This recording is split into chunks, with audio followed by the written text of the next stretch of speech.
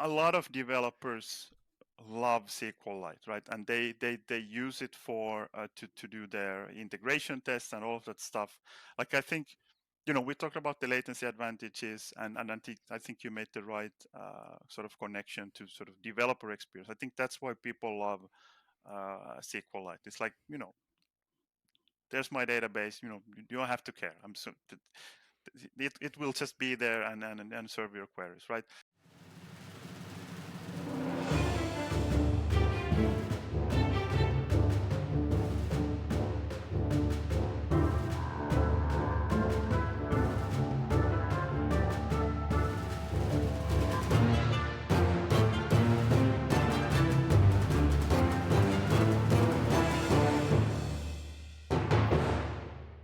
Welcome to Backend Banter, the show about backend technology and careers. I'm joined today by Pekka Enberg, the CTO of Torso. Welcome, Pekka.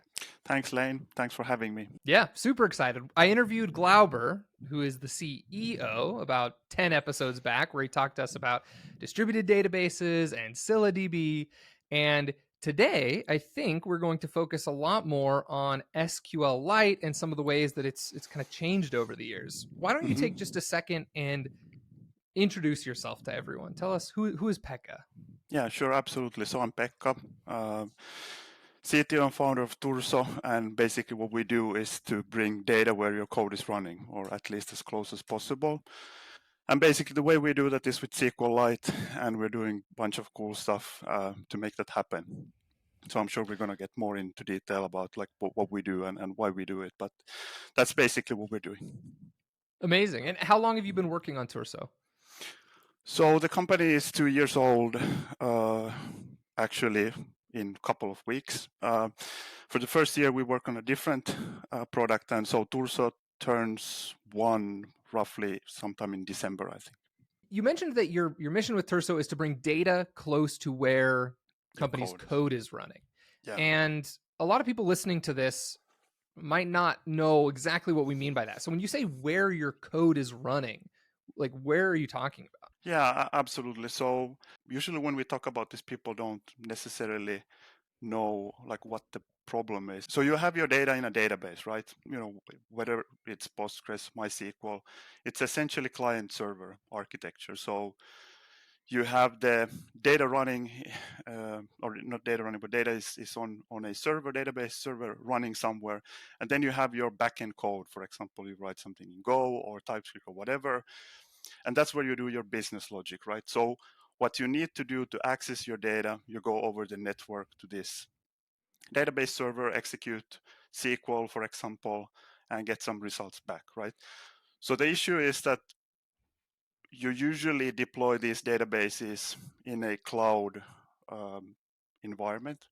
And essentially what this means, it's probably going to be somewhere in US East 1. That's where most of people deploy this stuff. But today your code could be running, for example, if you use something like Cloudflare, it could be actually running globally, right? So like I'm based in Helsinki, Finland, so there's actually a data center like 10 kilometers, and you have to do the translation for the people in the US, but it's super close by, right? 6 miles. And and you can imagine that, going from doing your compute in that data center and going all the way to US East 1, to get my data, that's pretty slow, right? So that's the bottom line of why would you need to bring your data closer to where your compute is. And I don't know if you want to I'll just let you ask more into. No, that was a great explanation. So I've got, like, we can just use boot dev as an example, right? We've got our server code. So our server application is written in Go. It's running, actually, I think in a data center in Salt Lake. And we have our database. It is a client server model. We're using Postgres at the moment, running like next door. So like somewhere in the same data center. I don't know if it's in the same building or not. Latency is not like, it's not terrible. It's like on the order of a few milliseconds, I think, but it's still not, it's not great, right? Like it's still measured in milliseconds, so like humans can kind of tell, right? Yeah, but I think that's probably great already, right? But imagine now me using your service, so you have the the code running in Salt Lake or wherever you mentioned it was, right? So for me, it's like 100 milliseconds, 150 milliseconds round trip, right? And so what people are doing, because like to take a step back, the internet is kind of US centric still, right? So when you talk to people who live in the US about latency problems, they're like, what latency problems? They don't, because like everything is close by.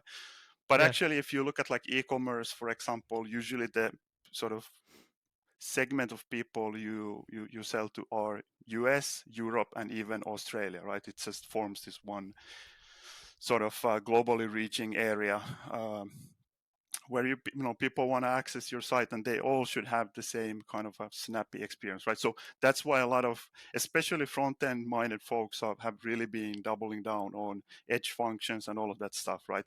So, and the reason is basically to make the sort of experience of the site super fast and convenient, right? So now you have the issue of, where do I put my data?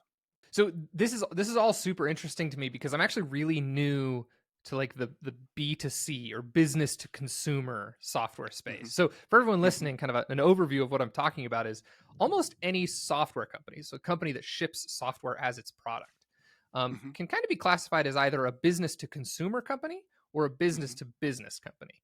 So, for Hmm. example, boot.dev at the moment is primarily a business to consumer company. We're selling Hmm. to individuals, right? Hmm. Whereas actually Torso is kind of a business to business company. You're selling your database technology to other companies. Is that accurate? Absolutely. Yeah, absolutely.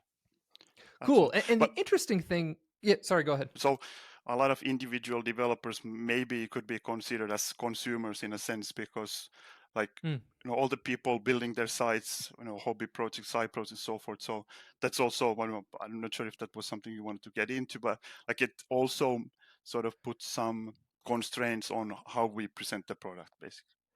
Yeah, no, that's true, and that makes a lot of sense. A lot of the cloud providers are technically B2B, Mm-hmm. but they have this sales cycle where it's like, you have people trying out your product either as indie or hobby projects, and it kind of grows into maybe business to business contracts. Makes a ton of sense.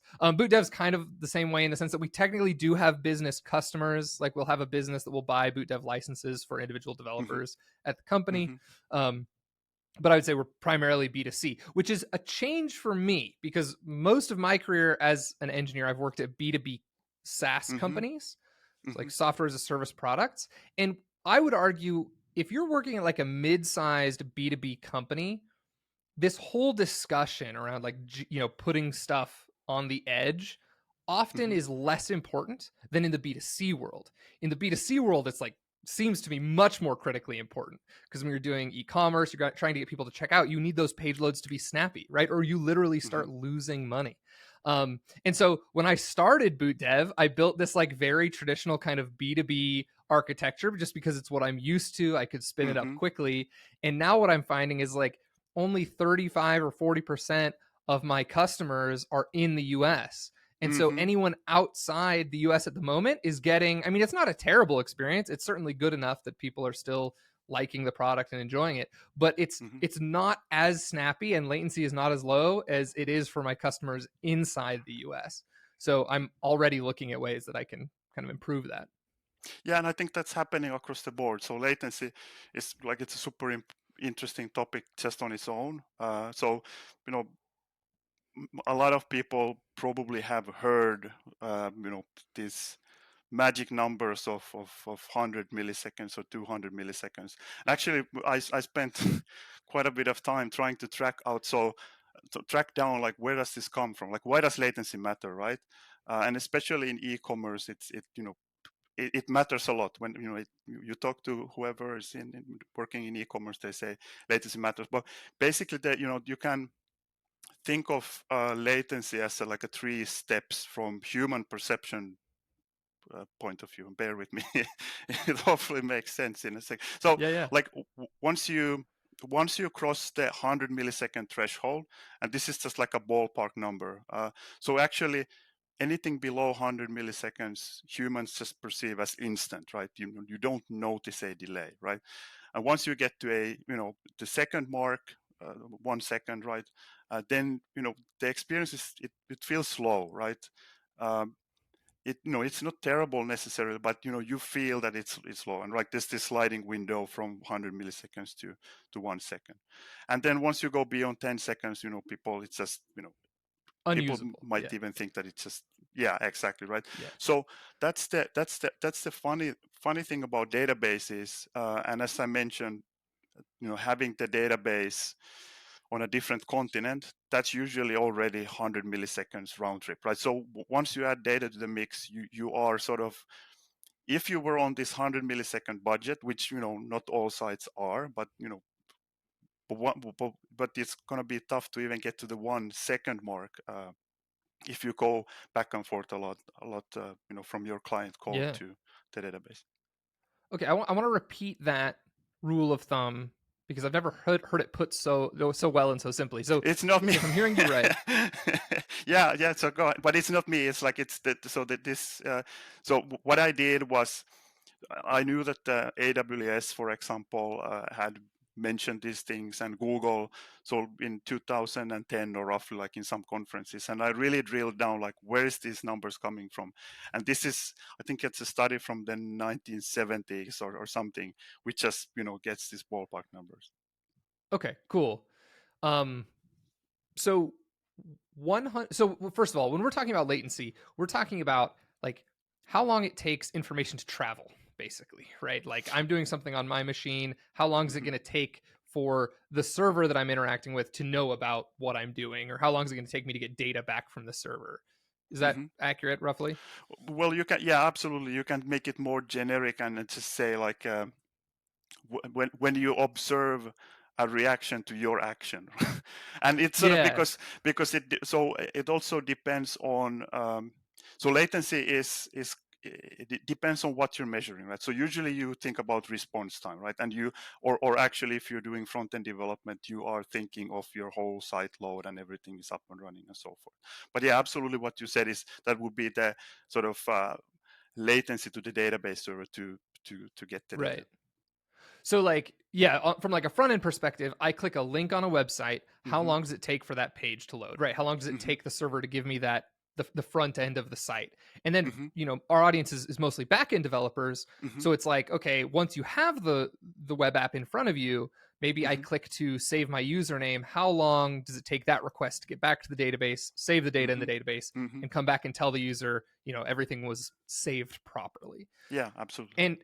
And I love how you broke it down into these three tiers. So 100 milliseconds, roughly speaking, if Hmm. your latency is less than 100 milliseconds, which is a tenth of a second, Hmm. right, 1,000 milliseconds in a second. So 100 Yes. milliseconds, then you effectively have like really good latency. It's very low, and people Hmm. aren't going to be able to perceive, Hmm. at least not to any detriment, that Hmm. this is taking a while, right? Hmm.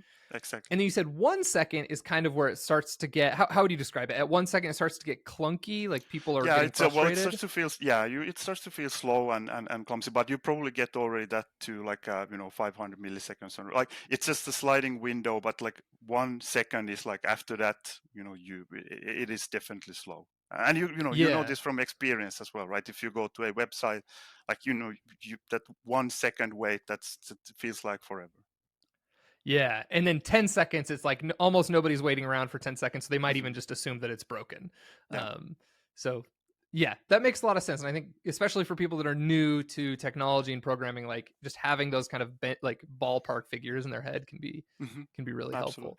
And by the way, so I don't know what, like, I love to talk about latency is one of the the topics I really I love to drill into. But, like, one thing also, especially if you're new to the field, is to remember is that latency compounds, right? So, um, if you think about a web page, and you do something, and then an HTTP request goes to your backend service, and then that backend service does something, goes to the database. Sometimes you have to go multiple times to the database.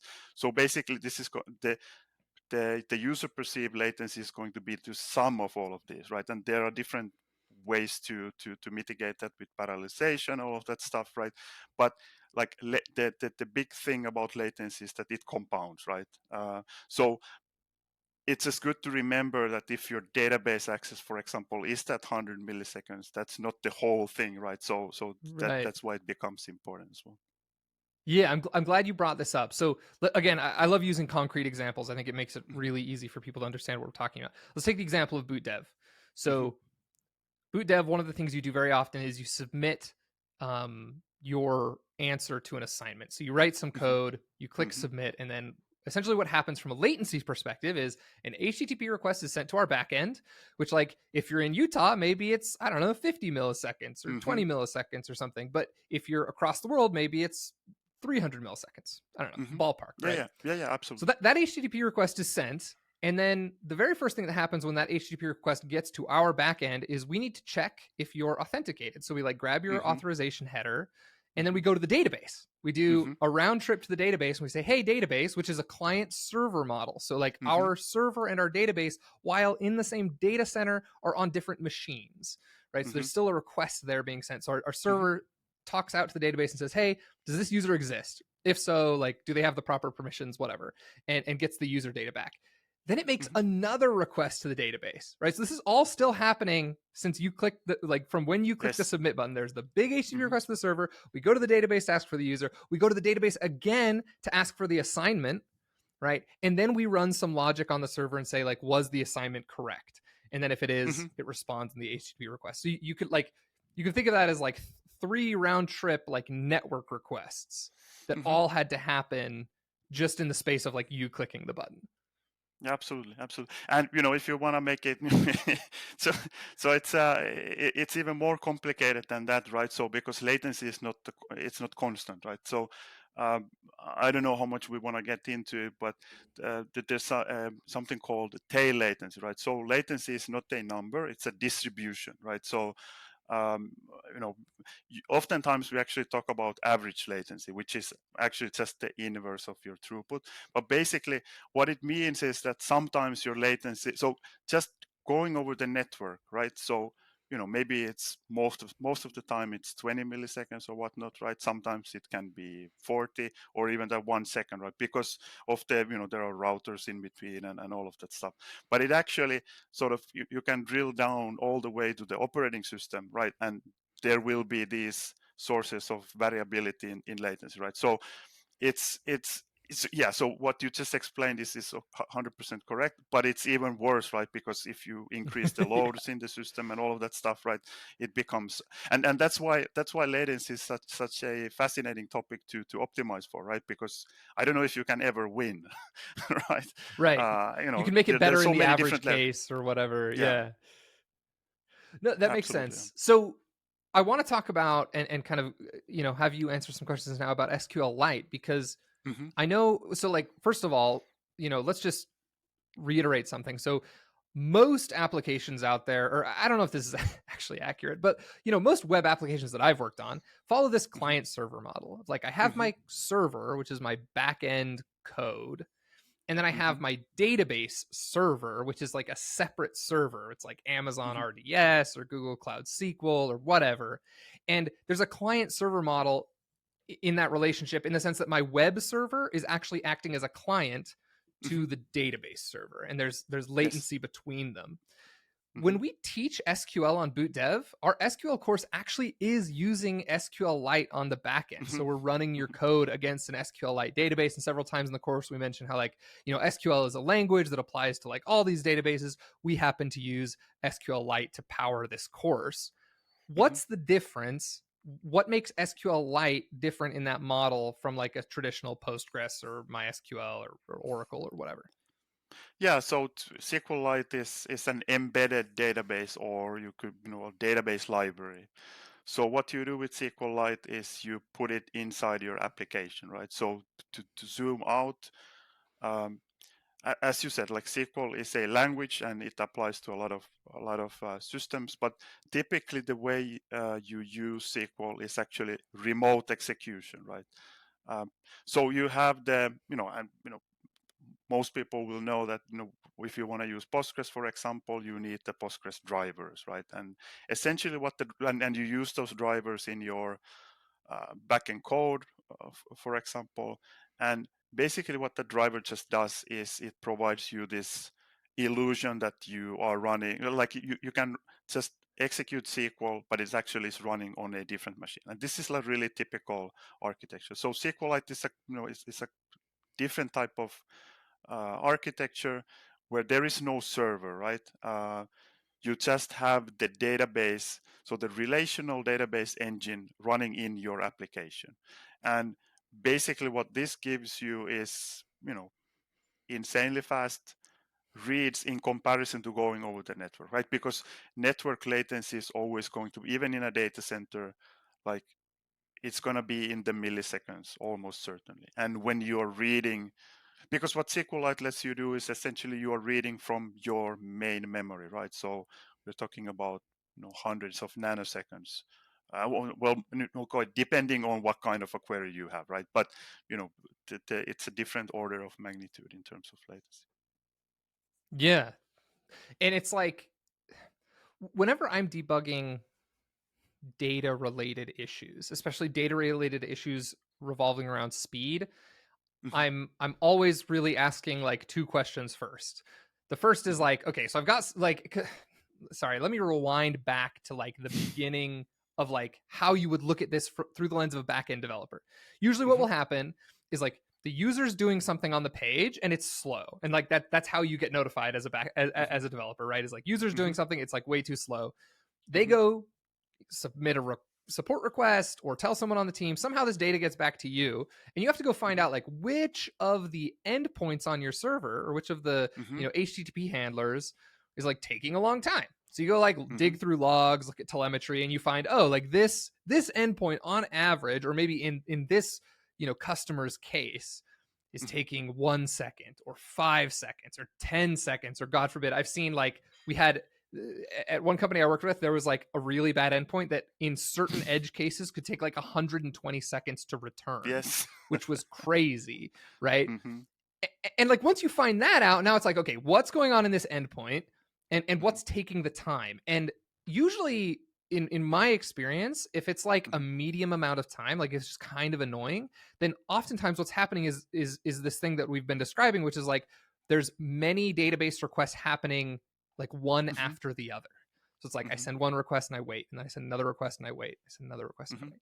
The other thing that can happen, well, I mean, there's lots of things, but like I would argue the second most common thing is just that the query that you're running against the database is a really slow query for Hmm. whatever Hmm. reason. Like you're querying Hmm. against a massive amount of data, or you're doing a bunch of joins, or maybe a column isn't indexed.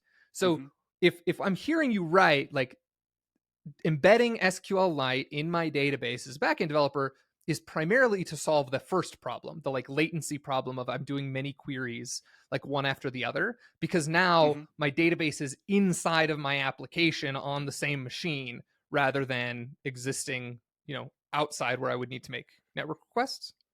Yeah, absolutely, and that's 100% right. And so actually, SQL. So the second problem of a slow query, you probably need indexes. So that's the first thing. But it's basically that what you expressed in SQL just has to go through a lot of data, right? So actually, databases like Postgres or MySQL are probably more uh, efficient and better optimized in terms of this kind of a query planning thing. So SQLite is actually, it's not, it's kind of simple. So SQLite is super funny because it's kind of simple, but it's also super powerful, right?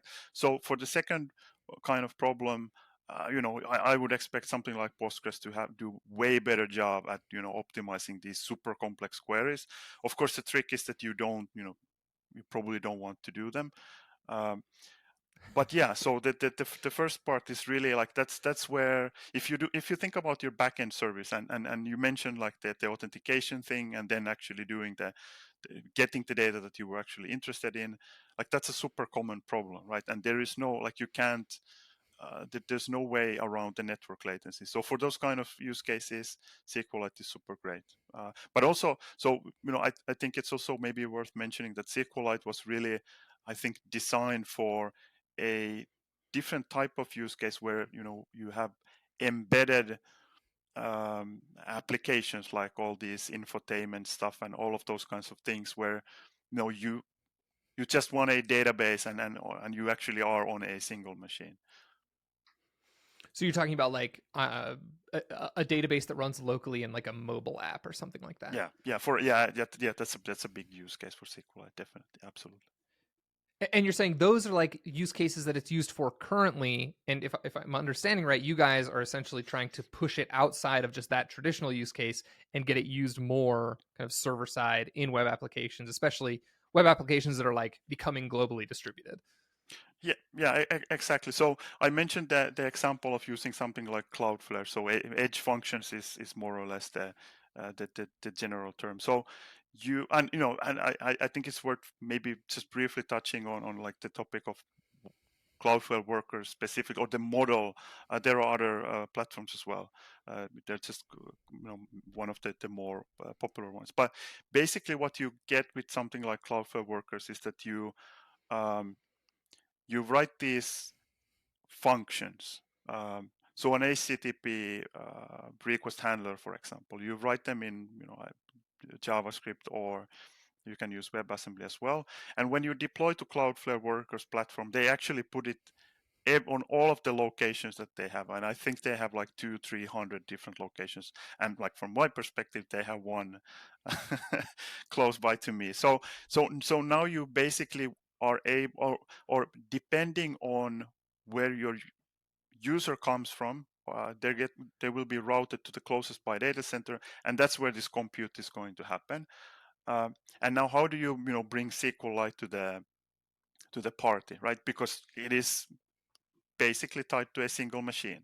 So you have basically two approaches. One of them is you would integrate SQLite into the runtime. So all the functions, serverless functions that you write, they execute on some runtime, like V8, which is what Node, for example, uses. So you could do that. But if you want the data in multiple locations, you still have the issue of how do I replicate to multiple locations, but also because like when we started out, we didn't really have the opportunity to go to Cloudflare and hey, can we hack your runtime. So basically what we did is the next best thing, and it's still network. So SQLite is tied to a single machine, but what we did is added a server mode, so you can remotely execute SQLite over HTTP. And actually this works pretty great, because what you can do is actually provision these small database servers super close by to the different Cloudflare locations, for example. And now you can globally get, regardless where your user actually is, they will be routed to the closest by Cloudflare uh, location, and then the database is going to be 10 milliseconds, 20 milliseconds from you. So that's one thing which we built purely because like you need this thing to make SQLite useful in the serverless context. Okay, right. So let me like play that back and make sure I understood Mm-hmm. what I'm hearing.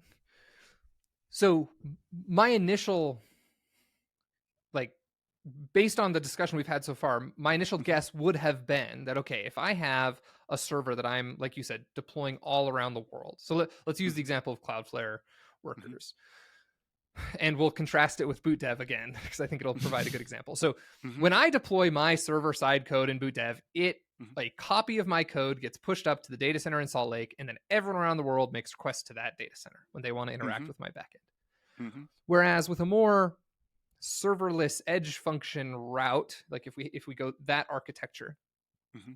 then what happens is my backend code is actually pushed out to 300 data centers all around the world. Mm-hmm. There's Mm-hmm. one in Australia. There's probably 3 in Australia and 5 in Yes. Europe and 10 in the Mm-hmm. US, right? They're all over the place. And that means that my customers, wherever they are now very close to a copy of my backend code. So they can Mm-hmm. interact with that server very quickly. The problem is, of course, if you do that and you don't distribute your database, Mm-hmm. then the customer is going to interact with the server that's very close, but then that server is going to make a huge request over to like the database server that's still in Salt Lake or something like that, Mm-hmm. right? Mm-hmm. um and also, just to provide a little more context, interesting thing about boot dev is we recently migrated to Nuxt.js, not Mm-hmm. Next, but Nuxt, the Vue one.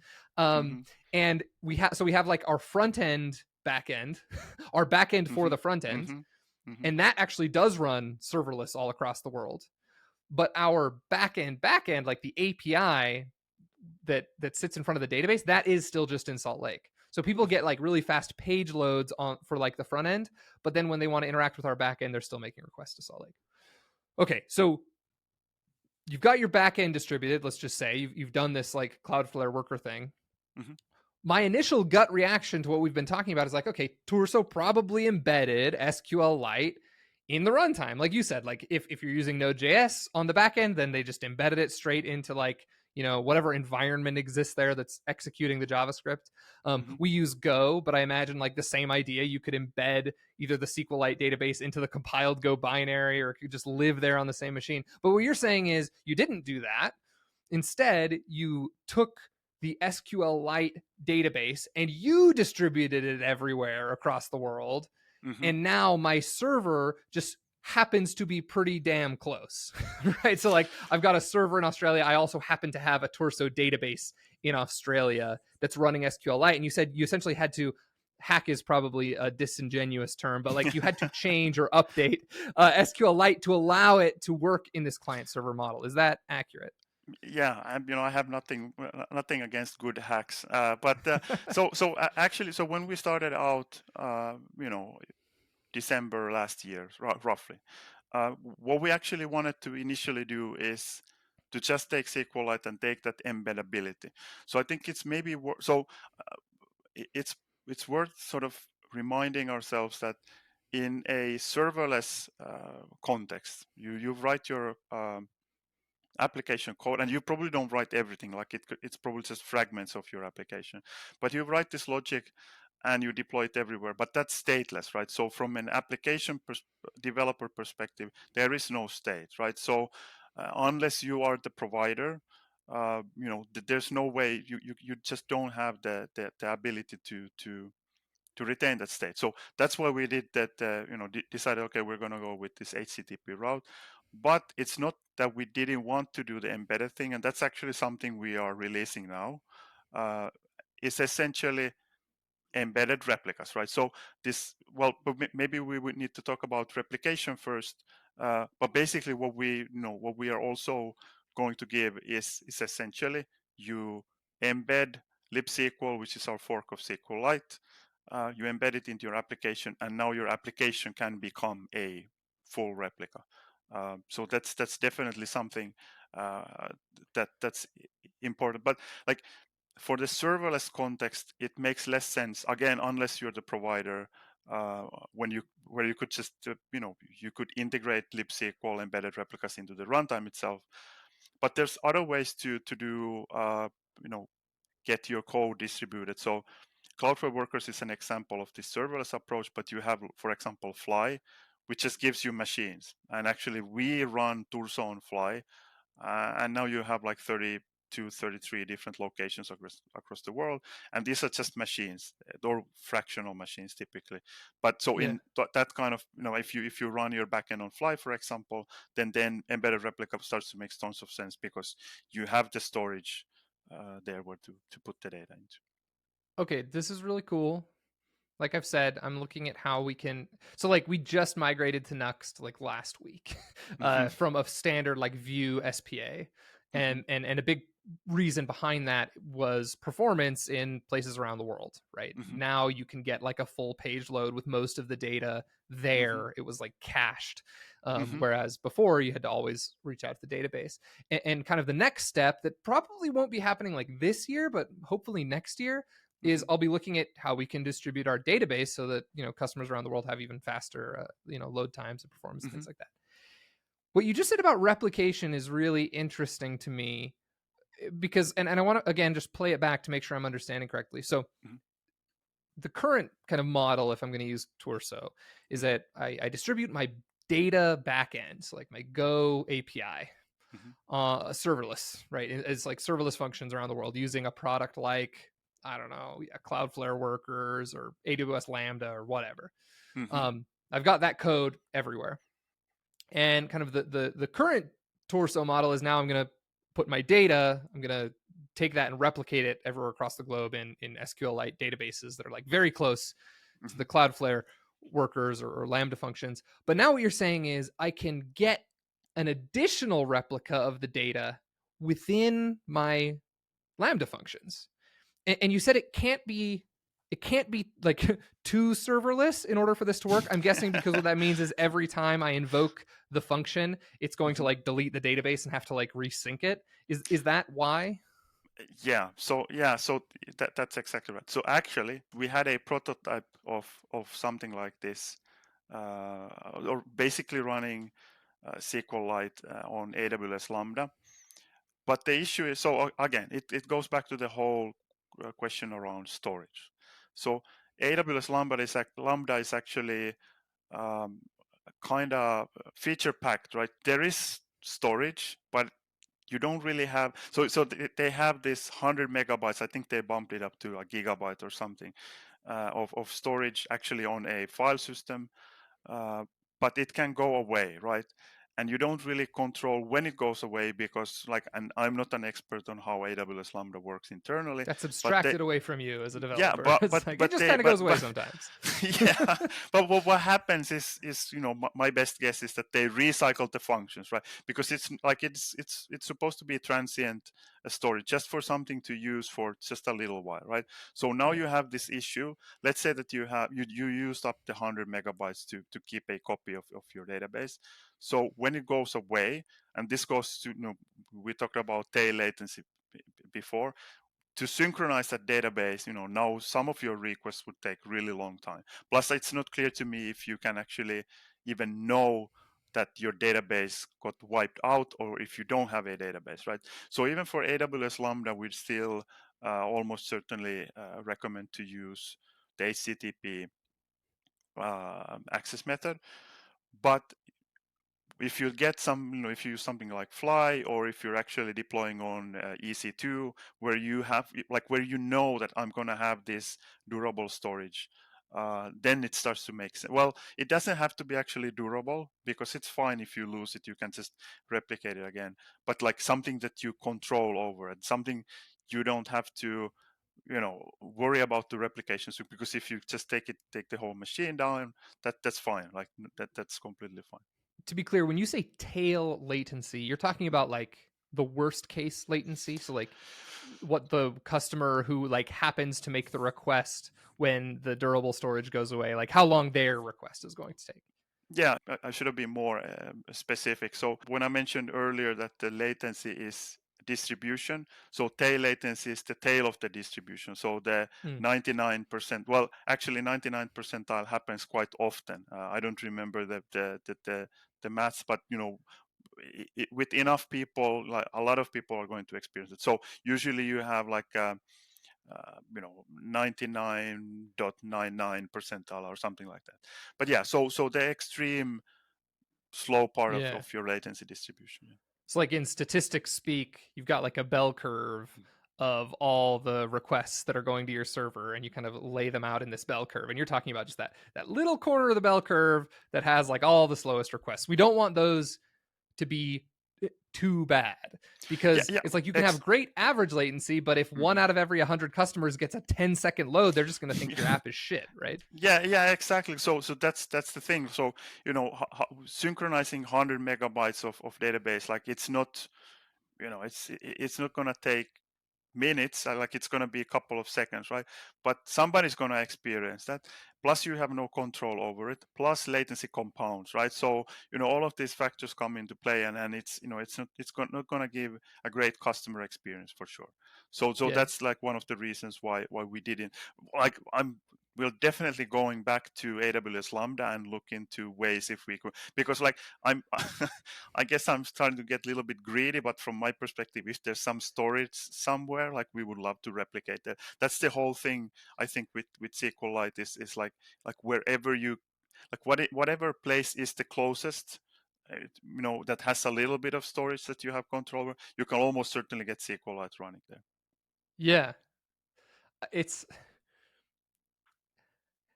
So like going back to the tail latency, like Murphy's law says that Mm-hmm.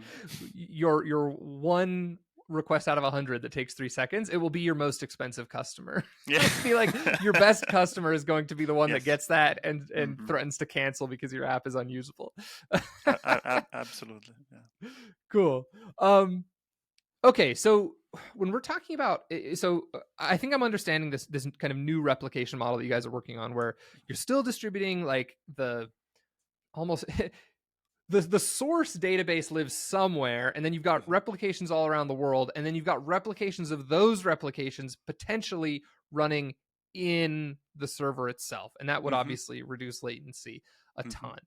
Mm-hmm. Talk to me a little bit about the difference between this paradigm and what I could get from like Planet Scale with MySQL. I recently had Brian Morrison from the Planet Scale team on the show. I think it was 3 or 4 episodes back, Mm-hmm. to talk about how they distribute MySQL, Mm-hmm.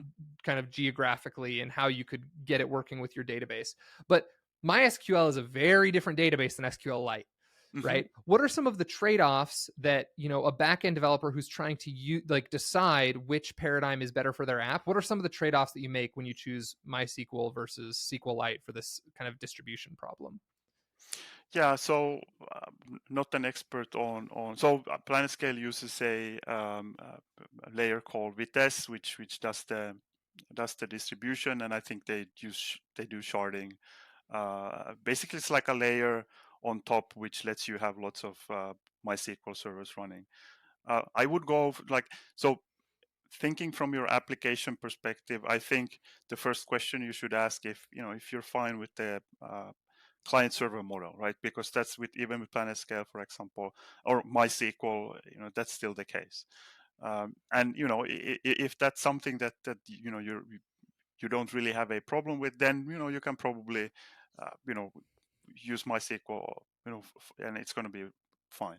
But for SQLite specifically, what you can get rid of is this client server model. So now you can do more ad hoc queries. I think it's maybe the question to ask is like, how much time are you willing to spend on minimizing the round trips to your database, right? I think that's maybe one thing to consider. And like we, for example, are actually so Turso is two parts. It's the fork of SQLite and all of this stuff that we talked about, but it's also a platform like to provision the databases and have all the users and all the databases and all that stuff. It all actually runs on SQLite, right? So like you could flip the question around. It's like, when are you going to need MySQL? And there's tons of applications that absolutely do, right? But oftentimes when you just need a database, SQLite is super great for that, right? I want to like start giving some like hand wavy kind of heuristics, or things that can kind of guide you as you're like trying to decide when X would be better than Y. And Mm-hmm. obviously there's always specifics, and you always need to dig into like the specific use cases of your own application. But I think a lot of times we Mm-hmm. can kind of come up with some hand wavy guidelines that'll help us decide Mm-hmm. things. And what it sounds like to me, and again, try to correct me if you think I'm wrong or if I'm misunderstanding, but that going the SQLite route really optimizes for the latency side of the equation, right? Like Mm-hmm. like Absolutely. you can do 100 reads to your database in a single HTTP request if your database is in your application. Like it's just not really a problem. And the Mm-hmm. benefit to me of that, I mean, there's several. The first is just that like you can kind of forget about the round trip latency between your server Mm-hmm. and your database if you've embedded the database. But like there's kind of a developer productivity argument to be made there, in the sense that like a lot of times when you're trying to write like really simple backend code that just like gets the job done, it's Mm-hmm. easier to write the code in a way that does these synchronous Mm-hmm. database like lookups, right? It's like just give me the user. Okay, now that I have the user, just give me the thing I care about next, and give me the thing I care about next. Whereas Mm-hmm. like if you're trying to optimize for like sending very few queries, you kind of have to Mm-hmm. write these very custom large SQL queries with like lots of joins and asking for exactly the right information, so that you can kind of jam all the data that you need into one SQL Mm-hmm. query. So it's like a developer productivity standpoint. But really it's all about, yeah, like not caring about the latency. Whereas like going down the MySQL route, in my mind, it's like, okay, maybe the latency isn't such a problem. Maybe you've already optimized the SQL Mm-hmm. queries, or maybe it's not Mm-hmm. a problem that like you just have developers that love writing big SQL queries. I don't know. But like that's not the problem you're necessarily trying to solve as much, and you're more concerned about like, okay, I actually have like a ton of data, like Mm-hmm. billions of rows or something, and I need all that data to like be in sync. Am I Mm-hmm. kind of making sense here? Yeah, I think you are. But I of course I have to, the disclaimer here is that you should never take any advice from database vendors, and I represent one here. Yeah. Well, I'm you have to serious. represent the SQLite case because I already had Yeah, Planet yeah. Scale on, So and they so but already made yeah, the so case for. yeah, yeah, absolutely. But I think for SQLite, so like a lot of developers love SQLite, right? And they use it for to do their integration tests and all of that stuff. Like I think, we talked about the latency advantages, and I think you made the right sort of connection to sort of developer experience. I think that's why people love SQLite. It's like, there's my database. You don't have to care. It will just be there and serve your queries, right? uh, but yeah, so like from my perspective, and it was actually so I've never really ran SQLite in production before. We started to do the Turso backend, and actually sort of the founding story of the whole Turso thing is that when we were working on the previous product, we were using SQLite for the local development experience, right? And then we just assumed that for production use, we're just going to use one of these big brand distributed SQL databases, not naming any names. And it didn't work out, right? Because none of it was expensive, slow, hard to replicate. It just didn't fit the model of what we wanted to do. Like I wanted to do this global deployments type of feature, like something like Cloudflare Workers, right? It just didn't work out. So like now thinking, like I would just like whenever I'm doing something, I just start with SQLite, uh, because it is, and especially with Turso, because you can now run it in production. And I think a lot of those things which you mentioned also, like related to data volumes and stuff like that, I think that is literally when you are starting to outgrow SQLite. But I think, and it makes tons of sense. And Planet Scale, for example, it's built for the GitHub scales and all of that stuff, right? And there's definitely applications like that. But I think people might not necessarily know that SQLite is actually, like, it can do hundreds and hundreds of thousands of queries per second on your machine, right? And now with this read replication, it scales up. Writes are still, by the way, something that SQLite struggles a bit, unless you do sharding, for example. So like I'm not gonna say that it's perfect for all the use cases, but I think SQLite is a super great database for starting out and actually going to production and going quite far. I'm a huge fan of this kind of approach to engineering a new product. And frankly, like as a junior developer, you probably won't need to make these types of architectural decisions as often. It Mm-hmm. depends. Maybe you will. Mm-hmm. Like Mm-hmm. if you get hired at a really small company. Mm-hmm. But this approach of like, okay, we're gonna do the simplest thing that will like work for the next order of magnitude, right? So Mm-hmm. we have like, I don't know, a gigabyte of data. Like we're just gonna plan for the next 10 gigs, Mm-hmm. which like we anticipate will be like a year, like get us a year or 18 months down the road. And then you can kind of attack the next problem when you get there, right? It's the classic, like you don't want to over optimize. So I love the idea of like, yeah, like SQLite can take you surprisingly far these days, is Mm-hmm. kind of what I'm hearing. Whereas like maybe 15 years ago, everybody was like, SQLite's a toy. You would never use it in production. That's crazy. Where Mm-hmm. it's like, okay, maybe now like hardware is just to the point where it actually can get you, quite a bit down the road. Is there a heuristic for like how much data you can store in a SQLite database before it just stops being the right tool for the job? Is it 1 gig, 10 gigs, 100 gigs, a terabyte? Like where does it stop making sense? So I think practically speaking, probably 100 gigs is a good sort of threshold for this. But the thing is that I think SQLite and the stuff that we're doing, it's always going to be great for smaller databases, and that's also something that we are releasing as well. Is have multi-tenancy essentially, right? So because that's also something like databases a lot of times people think about databases as this one gigantic thing that just has all of your data, and there's a place for that as well.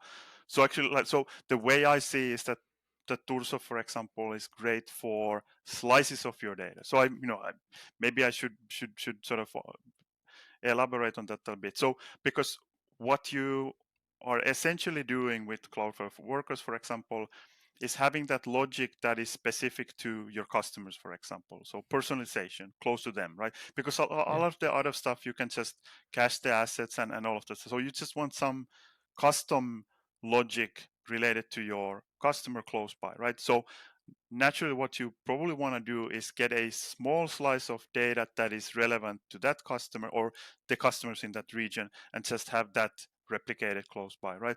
And then you're almost certainly never going above even the gigabyte limits, right? So that is also something which I think really plays to the strengths of SQLite. But just to answer your question, you can probably get a 100 gig SQLite, and it's going to be fine.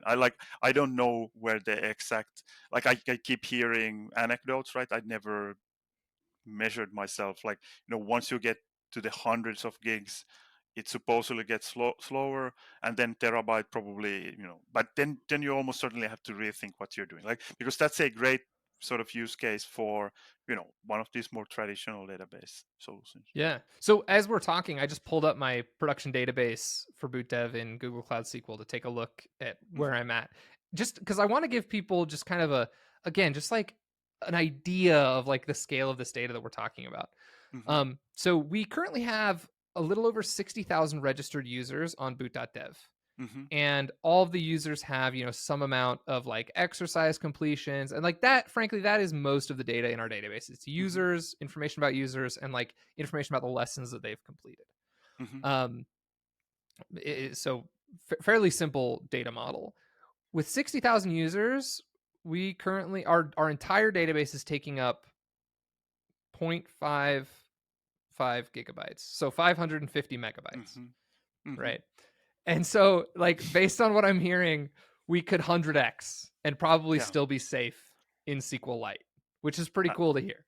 Because, like, yeah, we're not absolutely. like tiny anymore. I mean, 60,000 registered users is like, that's a good amount. Yeah, that was actually a big adjustment. So, in the past, I worked at a company called ScyllaDB, which is essentially a Apache Cassandra compatible distributed database system. And I don't, maybe you talked about this with Glauber as well when he appeared on the podcast, but like we were used to the terabyte was a small data set, and petabytes and all that stuff. So that's actually something we learned quite early on. Like we were talking to people, and they mentioned they have a large database, and then we're like, so how big? And then a gigabyte, and then like, and it's a big database. Like it's like for those use cases, it is a big database, right? But it's an adjustment in terms of what you consider big and whatnot. So like from the way we think about things is like gigabyte is probably not small but like medium. Then if you get to tens of gigabytes, then that's already on the larger side, and then over 100 it's like a huge database, right? That's one way to Yeah. think about SQLite, I think. I also want to point out, it's so important to understand that like data in a company usually is correlated to something, but it's Mm-hmm. not always users.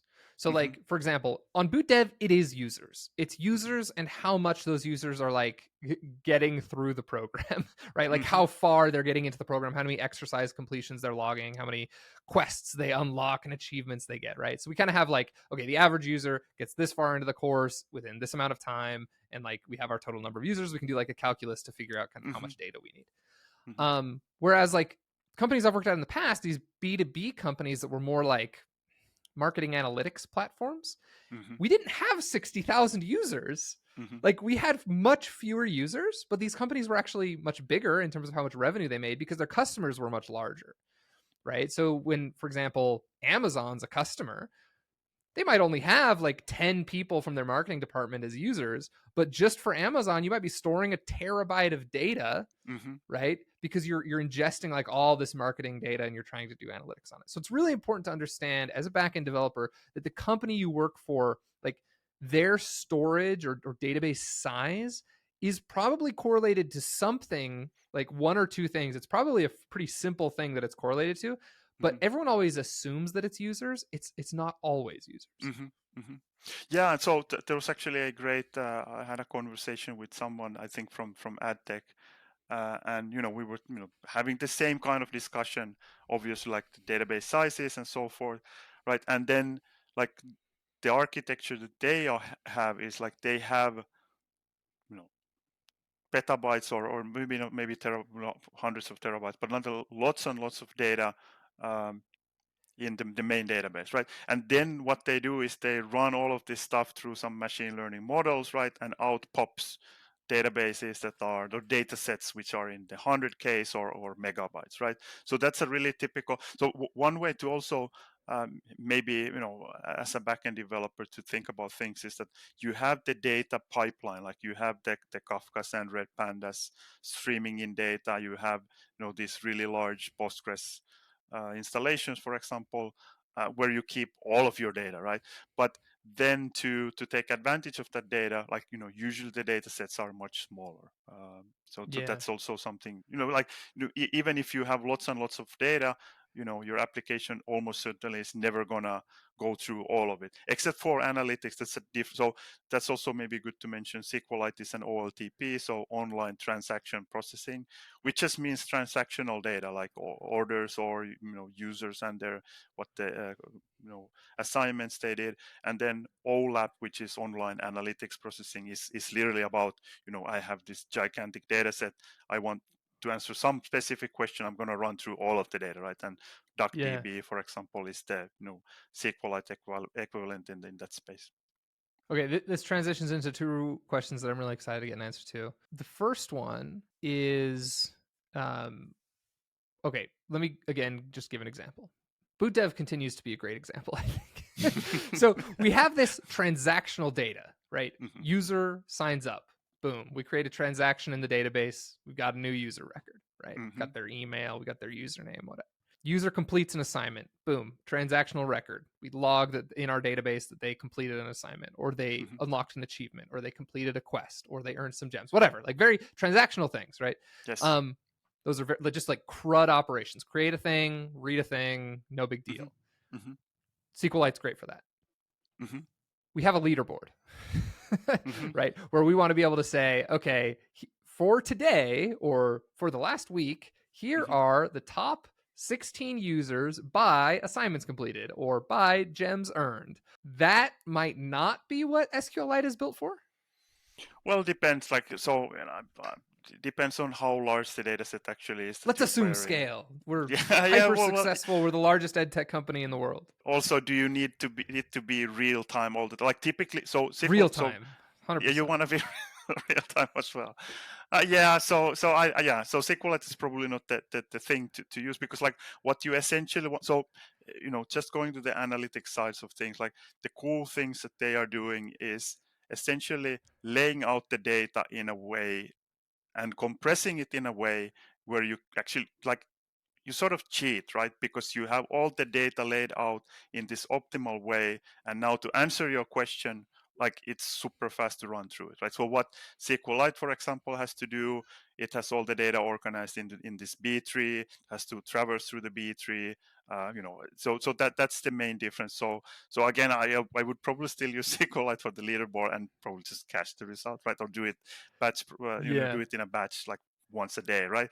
But yeah, so basically that's the main difference. Like with analytics, they're really you're optimizing for this so if, well, I don't know, if SQLite had insanely fast reads, then I don't know what is even more insane than it. But like it's on a different level, and there are actually nice benchmarks showing differences between DuckDB and SQLite, for example, for this analytics load. Like it's super hard to to beat DuckDB type of we can get into detail. I don't know if it makes sense, but like the way they organize data internally is just completely different.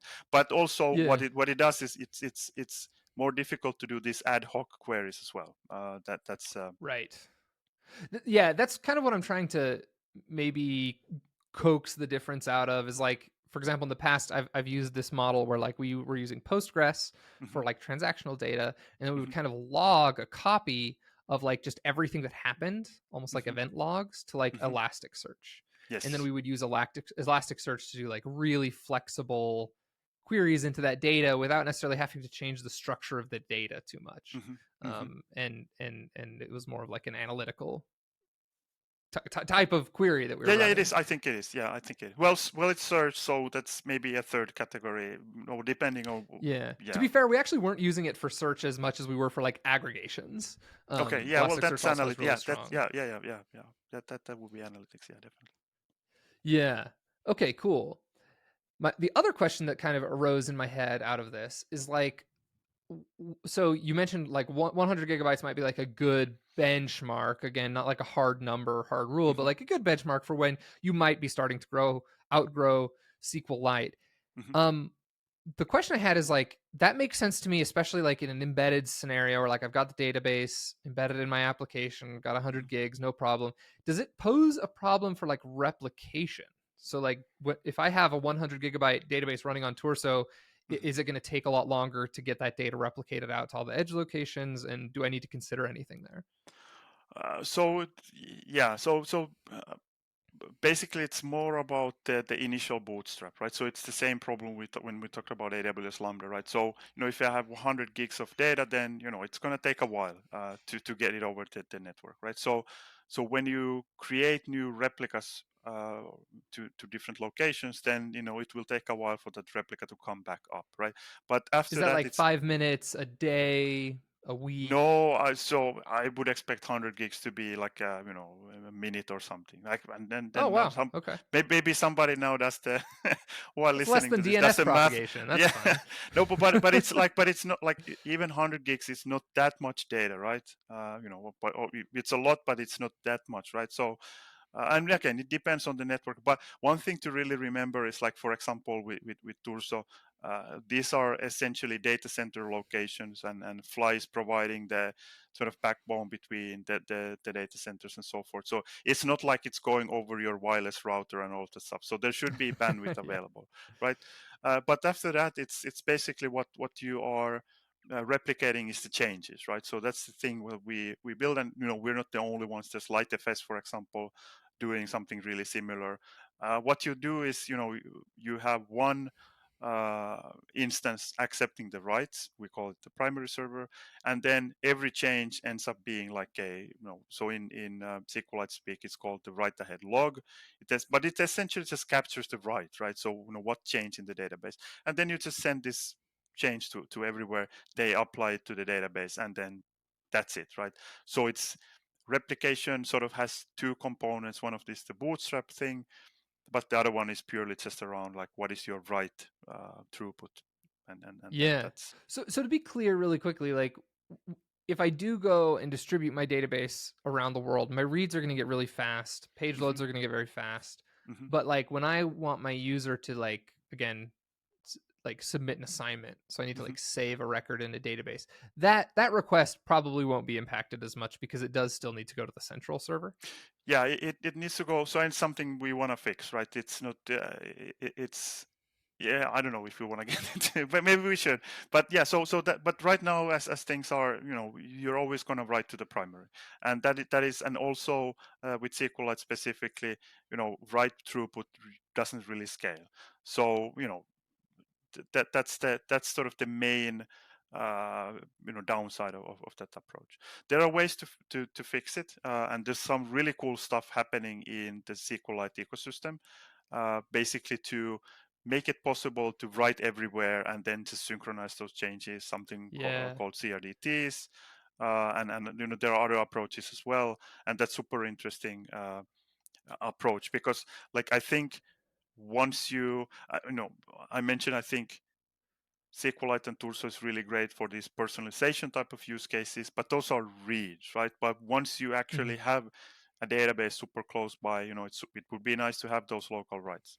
And then, like I said, there are ways to fix it. It's just a lot of engineering to get there. Yeah. Well, it sounds like theoretically it makes a lot of sense and you guys just have a lot of code to write. Because like theoretically it makes sense to me that like okay, I've got like persistent storage near my user Hmm. and generally speaking, I don't care if like So like that, just taking the example of boot dev, that user is completing lessons, and Hmm. like I'm saving those to a database, but really in real time, the only person that cares about that is them. Like nobody Hmm. else in the world needs to know that they're completing Yes. lessons in real time. So like it makes a lot of sense to me that yeah, you could like do your reads and your writes to a local database Hmm. as long as there's assurances that eventually, it could even be 5 seconds or 10 seconds later, eventually that data will be synced up to the global database and then like replicated everywhere so that when they, I don't know, travel to Italy and access boot dev from there, their Hmm. data will still be there. Or when they click over to the leaderboard, like Hmm. that, the leaderboard will now update with like the global state of the world. Yeah, absolutely. And so this is kind of the multiplayer scenario that a lot of people are working on. And like I said, I think there's cool stuff happening in the SQLite ecosystem. We initially so there's like something I think really important that you mentioned eventually. So eventual consistency is a thing, um, and it basically means that with this kind of a model, you're guaranteed that at some point in time, all of these changes consolidate into something, and there is really no single view of the data. So it's great for scalability, for example. It's not always great for developer experience, right? So Hmm. there's there's a lot of ways eventual consistency can screw you over. And the use case that you mentioned, a single user writing to their own data, uh, you know that's going to be fine. And there's ways to not use eventual consistency for that as well. But that at sort of broader perspective, we really wanted this thing to be transactional. We spent quite a lot of time thinking about like what should the consistency model be, um, and what are the transactional semantics. And basically, what you want to do is if somebody writes to a database, they should probably see what they wrote, right? And that gets you in all of these things. So that's why we started with this simpler model, well, or maybe more limited model um, of writing to the primary. But what you get is transactional reads, right? So a lot of times people assume that Turso is eventually consistent. It is not. It's transactional in a sense that whenever you're doing a query, it's always a consistent snapshot in time, right? So there's replication delay, and that's going to be always there because there's geographic delay, right? That Yeah. information just won't propagate immediately. But whenever you're doing a read or a query across all of your data, it's going to be a consistent snapshot of time, something that was transactionally committed. So that was something that we really felt that's super important from sort of developer experience So perspective. like, let me make sure I'm understanding what you're saying. So, for example, if I do a write to create, a assignment completed record in my database, Hmm. and then I read, Hmm. that record is guaranteed to be there. Is that the? Yes. Yeah. Yes. That's amazing because, like, to give Well, listeners an example of so what that we are wouldn't we're look also, like. Yeah. yeah. So we are also cheating a little bit. Like I said, I have no problems with good hacks. So what we do, so we also have something we call write delegation. So you can write to any replica, right? We will just accept the write and just forward it to the primary. Yeah. So from an application, so that's also something we wanted to do. Is like you write your application, you have a single URL, the HTTP URL, and you read and write, and we do the rest, right? So what we do, because like if you think about it, you write to the primary, but if you read from a replica, right? So then what guarantees do you have? So what we do is if you write to a replica, we wait for the replication to come back, right? So you always read your own write. But we think Yeah. that's a super important thing from a just a, I think it's around the same philosophy as SQLite. Like you don't have to care. Like we're just gonna make Yeah. it work for you, right? And then the cases which you mentioned around like to scale rights and so forth. Like we definitely need to do something. I think that's maybe something that also maybe people have. It's easier to understand. Like you wanted to write locally, now you're giving up something, right? And then you give up essentially this consistency guarantees. Well, I tend to agree. That's like from a developer experience, super important. Also, just like the number of bugs I've seen Yes. that revolve around that sort of a problem are Hmm. like that's a huge source of bugs. So I want to like play back like what this would mean if you didn't do that. Hmm. Um, from like a back end developer's kind of experience is like, okay, I do a database write, so I create this record. If all that happened was that write goes to the primary, and then Hmm. my application server gets the response back and says write was successful, and then I immediately do a Hmm. read on Yes. that data. If I hit a replica that's closer to me, Hmm. maybe the write hasn't propagated from the master to the replica yet, so I could Yes. do a Yes. write in theory to the master and say I created this thing, it's done, it's created, and then I do a Hmm. read from the replica and Hmm. it's not there. And Yes. that can be a huge source of bugs. So the fact that you guys have ensured that that doesn't happen, Hmm. like, just solves a lot of problems that could have otherwise become big issues Yeah, that are yeah. So, frankly hard but to by the debug, way, right? yeah, but we wanted to build a database we want to use as well, right? So, we've all probably been there. Like, you have the UI and you do some operation, and then, like, even when you use caching, for example, it's a typical problem, right?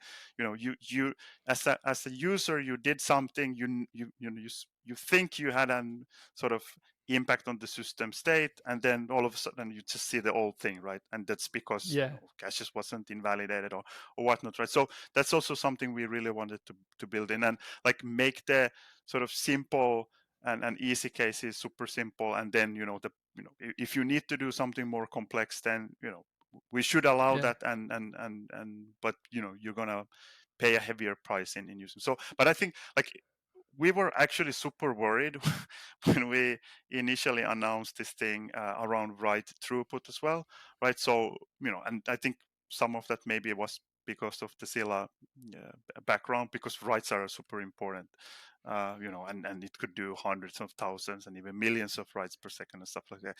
But in the end, like, as it turns out, write throughput is really not a big problem for a lot of applications, like even bigger ones. And as I mentioned, Yeah. like, because like what you anyway are going to do at some point is you start to shard you have multiple databases. That's what we're going to do, also make it super cheap and easy to have hundreds of databases.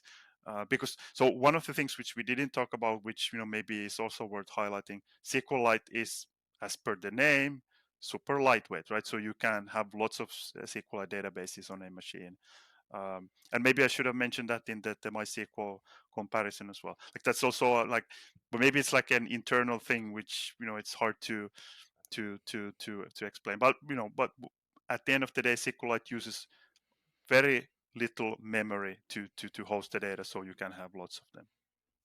Yeah, that's been my experience. Like I said, we actually do use SQLite on the back end of boot dev to power our SQL course. We're Mm-hmm. spinning up tiny little SQLite databases on the back end, like one per request. Cool, cool. It's just that fast, Yeah, it not is. a Yeah, problem. yes, yeah, it's insanely fast. Cool. This has been so much fun. I'm glad we were able to get into all these topics, talk more about SQLite, talk more about Torso. Hmm. Can you tell everyone where they can find the stuff you're doing and the stuff that Torso is doing in case they're interested and want to go further?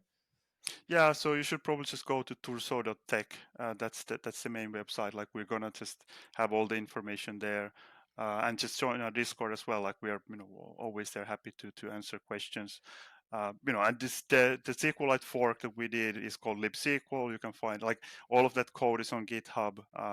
It's rough around the edges as well. So happy to, like, always happy to answer questions and help people dig into it more.